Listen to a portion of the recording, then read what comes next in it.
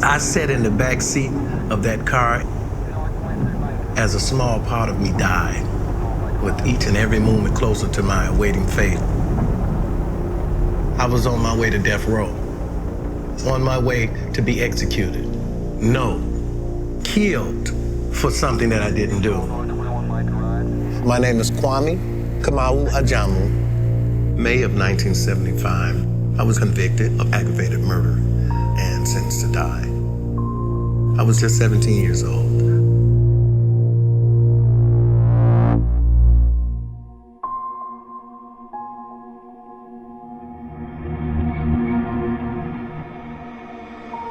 My mom and my two brothers. We moved here in 1970. Fun, this is a close-knit community when I grew up in it. A lot of ball playing, a lot of train hopping, but nothing bad in the community. Until that day. 40 years ago, Harry J. Franks, money order salesman, United States money order salesman, was robbed not only of his liberty, but of his life.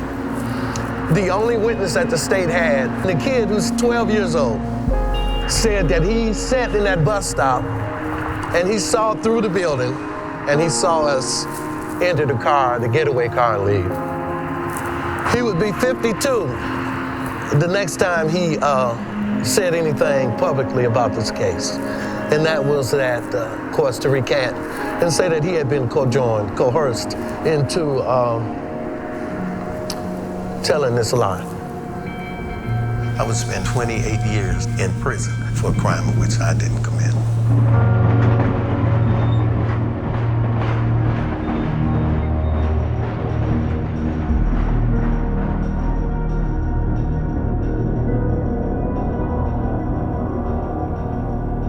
The first thing they do is give you an initiation.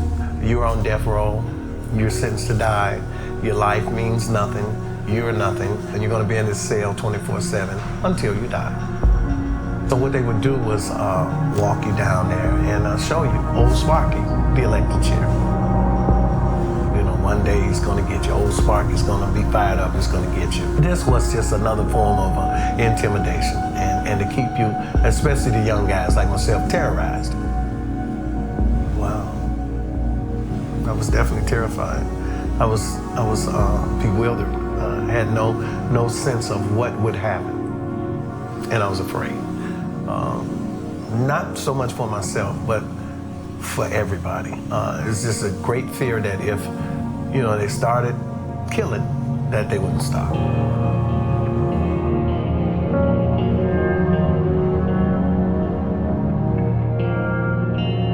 One of my good friends, his name is Joe Clark. He's no longer here. He was executed by the state of Ohio. But Joe Clark was an intravenous drug user. And so on the day that the state of Ohio decided to execute Joe Clark by lethal injection, they would find, to their chagrin, that it's not easy to stick a needle and find a vein in an intravenous drug user's arm. So my friend, Joe Clark, and it's so sad, actually begged the executioner to give him something that he could take orally because they had stuck so many holes.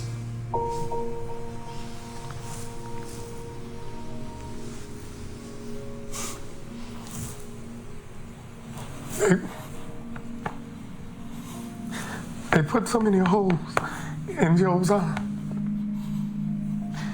And the people who actually witnessed his execution saw his arm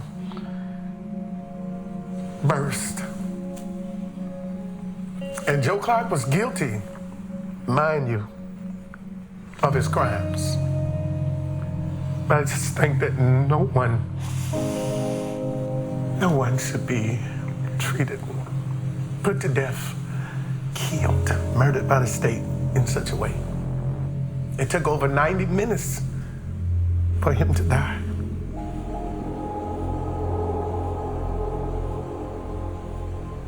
So I don't believe that there's any good and execution.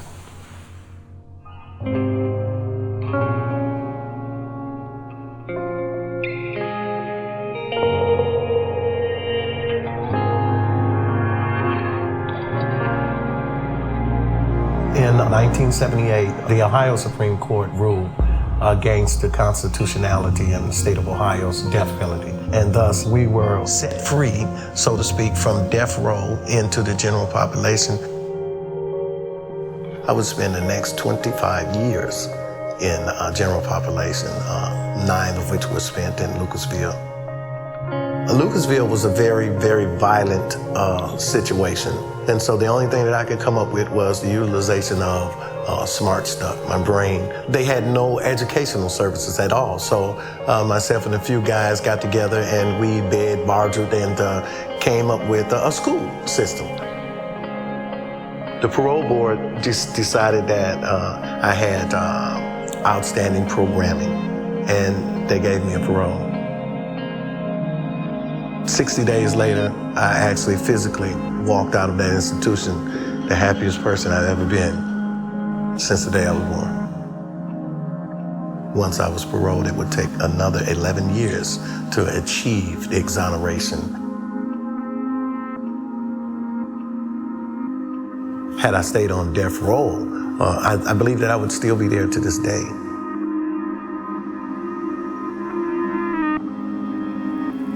It really is. It's amazing. I'm wondering how many people actually live on this street that may even be related to the people that was there in 1975. So a lady used to live right here named Vera. Had a ring in her nose. You know, I was a kid, so, you know, that was something to me to see that lady had that ring. I didn't know that was, Yoruban fashion or something like that. I don't know. But,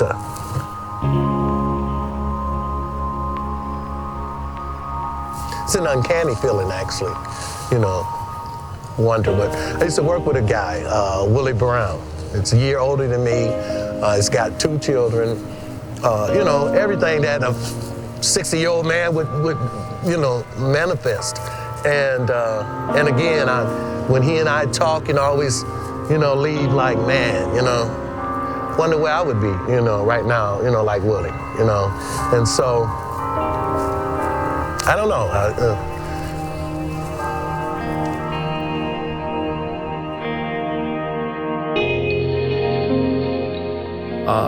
Obviously, I would like to see capital punishment come to an end. And the fact that it costs so much money to house someone in prison sentenced to die. And the fact that it costs so much money, more than just a life sentence, for the court procedures for someone to be sentenced to die. The fact that it's so racially disparate, the fact that it's so politically disenfranchising.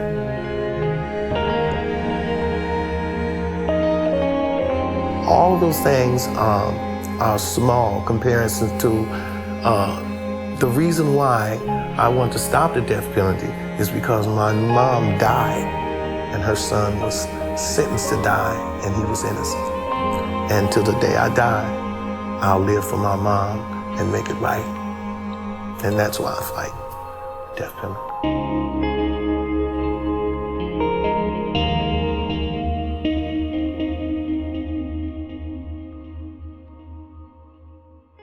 But once I got released from prison,